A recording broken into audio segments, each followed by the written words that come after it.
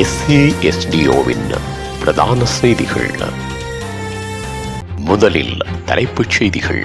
வாய்ப்பு கிடைத்தால் உயிர்த்த ஞாயிறு தாக்குதல் மூளைசாலையை பிடிப்பேன், பொன்சேகா சபதம்.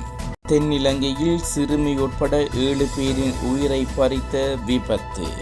நாடாளுமன்ற உறுப்பினர் வேலுக்குமார் மீது தாக்குதல் முயற்சி. கைப்பற்றப்பட்ட போதைப் பொருட்களை அழிக்க நடவடிக்கை. ஒரே குடும்பத்தைச் சேர்ந்த 3 பலியான கோர விபத்து. மத்திய ஆப்பிரிக்காவில் நடு ஆற்றில் கவிழ்ந்த படகு, 58 பேர் பலி. தொடர்வன விரிவான செய்திகள். தாயக செய்திகள். எனக்கு வாய்ப்பு கிடைத்தால் ஈஸ்டர் தாக்குதலில் மூளையாக செயற்பட்டவரை நிச்சயம் பிடிப்பேன் என ஐக்கிய மக்கள் சக்தியின் நாடாளுமன்ற உறுப்பினர் பீல்ட் மார்ஷல் சரத் பொன்சேகா தெரிவித்துள்ளார். கட்சி அலுவலகத்தில் இடம்பெற்ற விசேட ஊடகவியலாளர் சந்திப்பில் அவர் மேற்கண்டவாறு தெரிவித்துள்ளார்.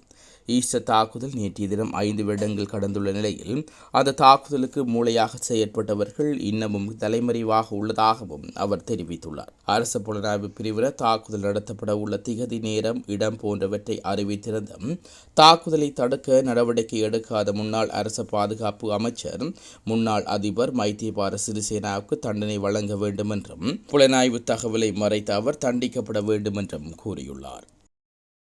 பதுளை தியலத்லாவை பகுதியில் இடம்பெற்ற மோட்டார் பந்தய போட்டியின் போது ஏற்பட்ட விபத்தில் சிக்கி உயிரிழந்தவர்களின் எண்ணிக்கை மேலும் அதிகரித்துள்ளதாக போலீசார் தெரிவித்துள்ளனர். குறித்த விபத்தில் சிறுமியொருவர் உட்பட 7 பேர் இதுவரையில் உயிரிழந்துள்ளதாக போலீஸ் ஊடக பேச்சாளர் பிரதி போலீஸ் மா அதிபர் நிகால் தல்துவ தெரிவித்துள்ளார். பந்தயத்தின் போது கார் ஒன்று பந்தய திடலை விட்டு விலகி பார்வையாளர்கள் மீது மோதியதில் இந்த விபத்து இடம்பெற்றுள்ளது. இதேவேளை குறித்த விபத்தில் காயமடைந்த 20 பேர் தொடர்ந்து மருத்துவமனையில் சிகிச்சை பெற்று வருகின்றனர். மேலும் விபத்தில் உயிரிழந்த 7 பேரின் 4 பந்தய உதவியாளர்களும் அடங்குவதாக தெரிவிக்கப்படுகிறது. இந்த விபத்தினை அடுத்து நடைபெற இருந்த எஞ்சிய அனைத்து பந்தய போட்டிகளும் இடைநிறுத்தப்பட்டுள்ளது.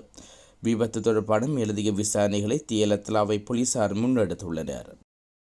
கேண்டி மாவட்ட நாடாளுமன்ற உறுப்பினர் வேலுக்குமார் மீது தாக்குதல் முயற்சி மேற்கொள்ளப்பட்டுள்ளதாக தகவல்கள் வெளியாகியுள்ளது. புசல்லாவை அருள்மிகு ஸ்ரீ மகா கணபதி ஆலயத்தில் அடிக்கல் நாட்டு விழாவில் கலந்து கொண்டு அடுத்த நிகழ்வுக்கு செல்ல முற்பட்ட போதே அவர் மீது இவ்வாறு தாக்குதல் மேற்கொள்ளப்பட்டுள்ளது. யுக்திய நடவடிக்கையில் போலீசாரால் கைப்பற்றப்பட்ட போதைப் பொருட்களை அடுத்த மாதத்துக்குள் அளிக்க நடவடிக்கை எடுக்கப்படும் என போலீஸ் மா அதிபர் தேசபந்து தென்னகோன் தெரிவித்துள்ளார். புத்தள மாவட்டத்தில் அதற்கான விசேட இடம் ஏற்கனவே உருவாக்கப்பட்டுள்ளதாக போலீஸ் மா அதிபர் சுட்டிக்காட்டியுள்ளார். நுவரேலியாவில் இடம்பெற்ற நிகழ்வில் கலந்து கொண்ட போதே அவர் இதனை தெரிவித்துள்ளார்.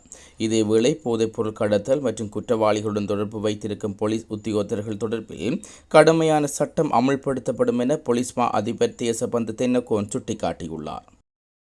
எல்பிட்டிய அவித்தலாவ பிரதான வீதியில் இடம்பெற்ற வாகன விபத்தில் ஒரே குடும்பத்தைச் சேர்ந்த 3 உயிரிழந்துள்ளார்கள்.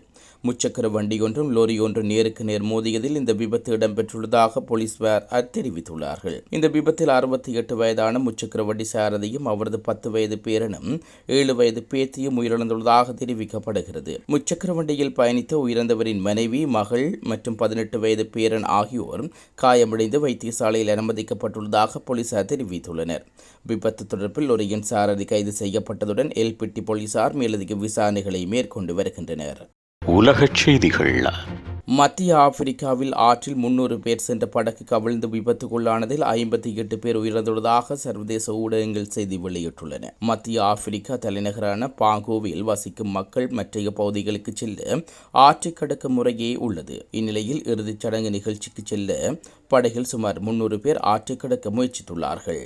மீதமுள்ள 200க்கும் மேற்பட்டோர் தண்ணீரில் சிக்கி உயிருக்கு போராடிய நிலையில் சம்பவ இடத்துக்கு விரைந்த மீட்பு படையினர் மீட்பு பணியை மேற்கொண்டுள்ளார்கள். இதனையடுத்து நிலைமையை உணர்ந்த உள்ளூர் கடற்தொழிலாளர்கள் தங்கள் படகுகள் மூலம் மீட்பு பணியை மேற்கொண்டுள்ளார்கள். விபத்தில் சிக்கியவர்கள் எத்தனை பேர் மீட்கப்பட்டுள்ளார்கள் என்பது குறித்து எந்த தகவலும் இதுவரை வெளியாகவில்லை என தெரிவிக்கப்பட்டுள்ளது. மேலும் படகு கவிழ்ந்து விபத்தில் 50க்கும் மேற்பட்டோர் உயிரிழந்த சம்பவம் சோகத்தை ஏற்படுத்தியுள்ளமை குறிப்பிடத்தக்கது.